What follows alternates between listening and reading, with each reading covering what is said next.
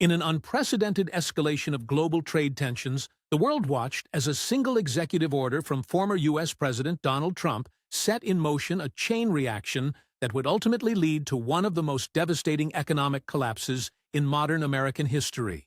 Signed in Detroit beneath a sea of Union flags and beside a gleaming fleet of pickup trucks, the 25% tariff on European-made vehicles and parts was billed as a decisive win for American workers. Yet behind the patriotic podium, the implications were anything but celebratory. Within 72 hours, Germany retaliated with surgical precision, banning Tesla, Ford, and General Motors from public procurement contracts and government subsidies. France quickly followed with punitive tariffs, and Denmark took the unusual step of publicly labeling Elon Musk a political pariah. In a move that stunned analysts, Canada joined the European bloc, signaling an international backlash that grew with alarming speed. What began as a tit-for-tat policy dispute rapidly morphed into a united front of coordinated economic resistance, placing hundreds of billions in American exports on the chopping block and signaling the start of what economists would later call the Transatlantic Auto Collapse.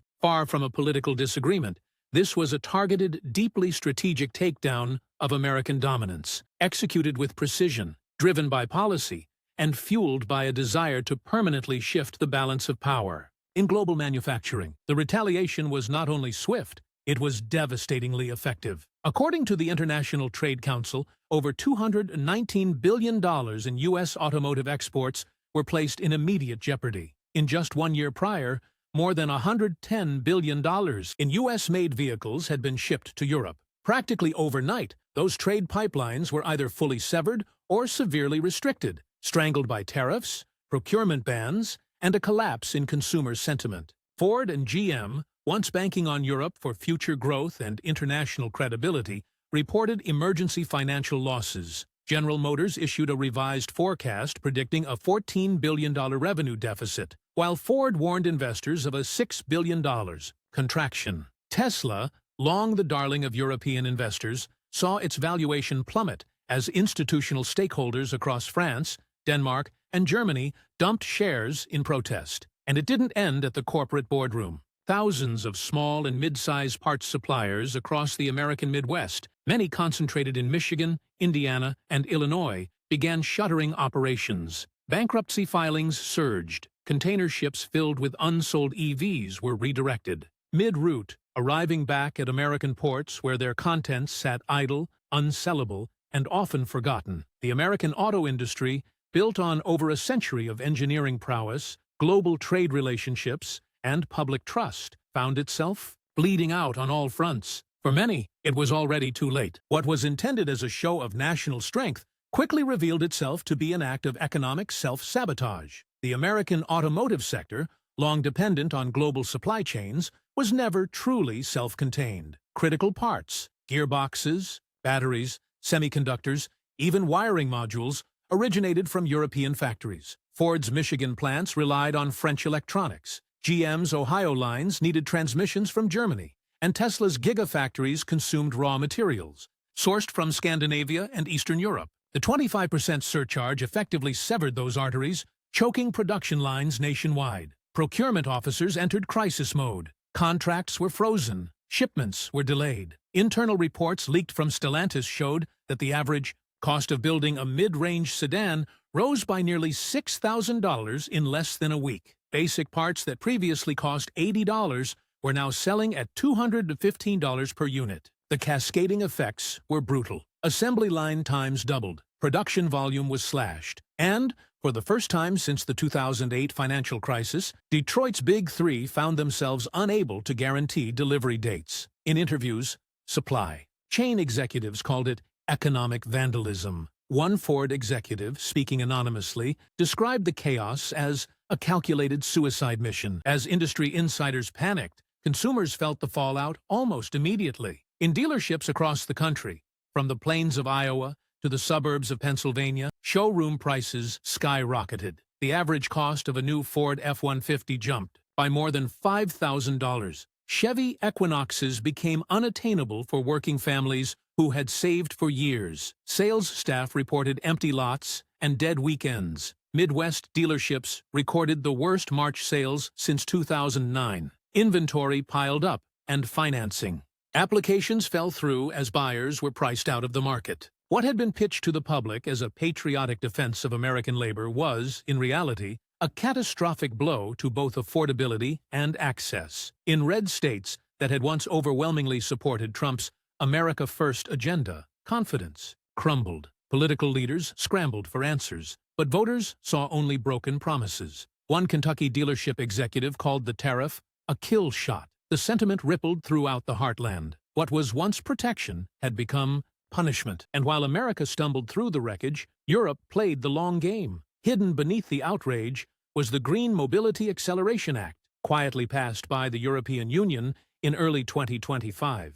At face value, the legislation appeared to be an environmentally focused regulatory initiative. In reality, it was a strategic masterstroke designed to completely rewire the global electric vehicle economy. Under the new law, only vehicles manufactured within the EU using locally sourced components could qualify for public fleet contracts, tax rebates, and sustainability programs. This wasn't a blanket ban on American cars.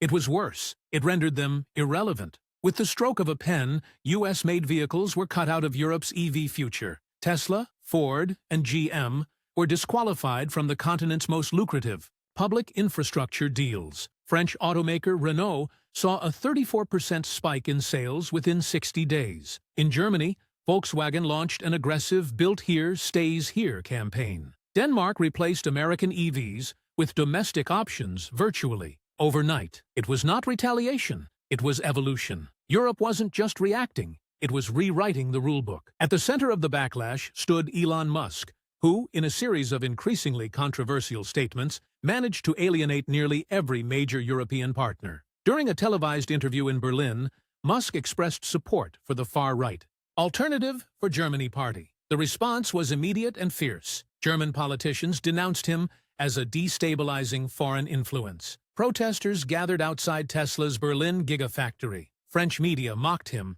And in Denmark, two of the country's largest pension funds, Academic Pension and Pension Denmark, announced a full divestment from Tesla stock, citing ethical concerns. The fallout was relentless. Consumer sentiment plummeted. Forums filled with angry ex-customers. Tesla pre-orders evaporated. In a matter of weeks, Musk had gone from visionary to villain. And the real tragedy? It wasn't the tech that failed, it was the brand. Musk's personal image, once the fuel behind Tesla's global rise, had become the anchor dragging it down. Meanwhile, behind closed doors, an even more formidable threat was forming. Diplomats from Canada, Mexico, and the European Union quietly drafted a trilateral trade pact designed to establish a new electric vehicle corridor, one that excluded the United States entirely. The agreement, finalized without fanfare, allowed for tariff-free movement of EVs, batteries, and components across the three regions, with one critical clause: no American-made parts allowed. European firms announced joint ventures in Quebec. Mexican automakers announced factory expansions in Monterrey. The trade routes that once fed Detroit now redirected through Montreal and Hamburg. It was a geopolitical reset, and the U.S. was left watching from the outside. America's aggressive trade policy had made its companies radioactive. Supply chains, once shaped by decades of trust and integration, were now being rebuilt, with America deliberately written out of the blueprint. And then, the workers struck back. The United Auto Workers Union, emboldened by months of broken promises and financial carnage, initiated the largest labor strike in modern automotive history. Over 300,000 workers walked off the job across 15 states. But this wasn't just about wages or benefits. It was an uprising. Workers carried signs that read, "You broke it," and called out both government and corporate leadership by name.